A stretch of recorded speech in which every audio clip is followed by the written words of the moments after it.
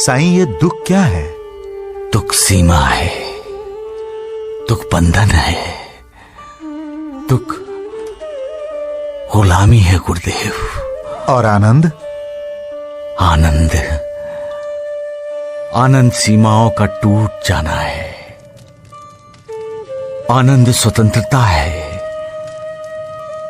बंधन से मुक्ति पाना है।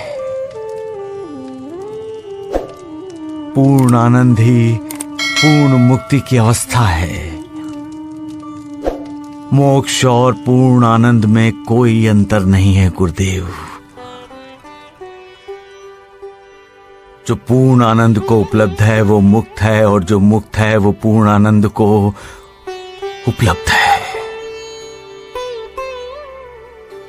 साईं, पूर्ण आनंद कैसे पाया जा सकता है? दुख को दूर करके गुरुदेव। लेकिन अफसोस की बात यह है कि जो भी कोई अपने दुखों का इलाज करना चाहता है वो ये नहीं सोचता कि दुख क्या है। दुख क्या है ये बिना सोचे जो दुख दूर करने का उपाय करता है वो कभी दुख दूर नहीं कर पाता।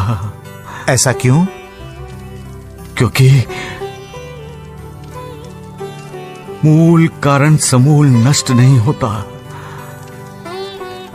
जब तक दुखों का मूल कारण समूल नष्ट नहीं होता तब तक इंसान दुखी रहता ही रहता है। साईं, दुख आम आदमी को भी होता है और सन्यासी को भी, फिर दोनों में फर्क क्या हुआ?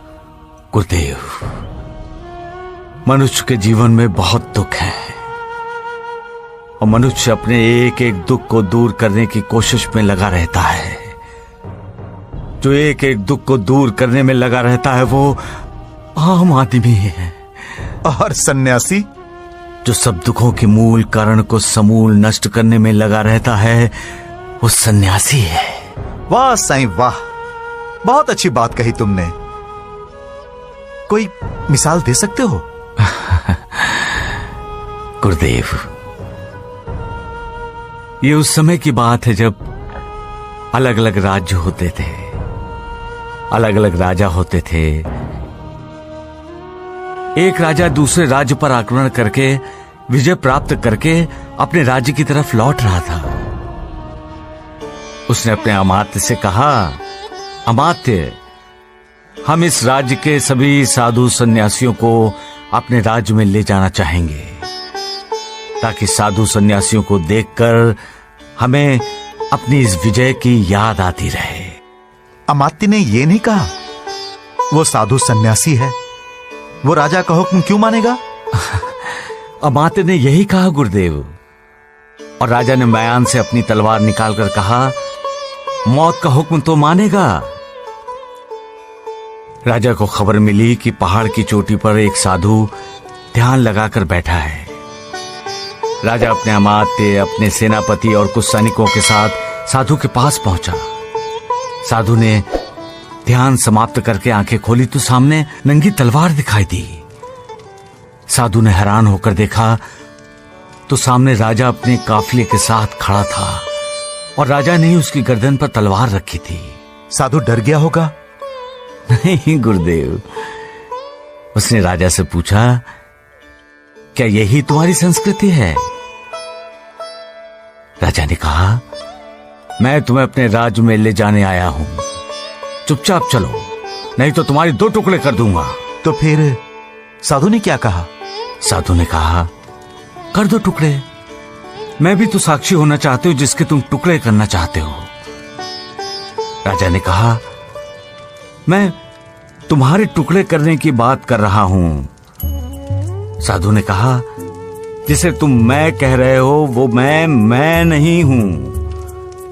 राजा असमंजस में पड़ गया। तब साधु ने कहा, ये तो मेरा शरीर है, मेरा बंधन है, मैं शरीर नहीं हूं, मैं तो बंधन से मुक्त होना चाहता हूं, चलाओ तलवार।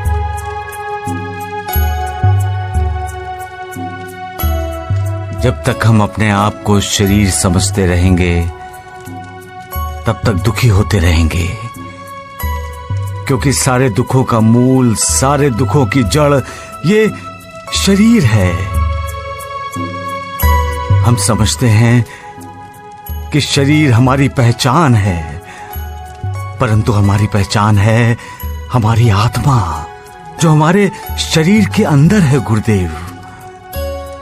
इसलिए जब तक इंसान ये समझता है कि मैं शरीर हूं, तब तक वो इस दुनिया में होता है।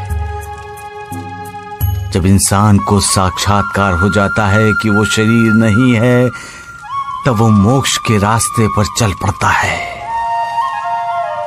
मोक्ष, मुक्ति का अर्थ ही है शरीर को त्यागना, शरीर को भूल जाना, और शरीर को भूलने का अर्थ है दुख, पीड़ा, कष्ट,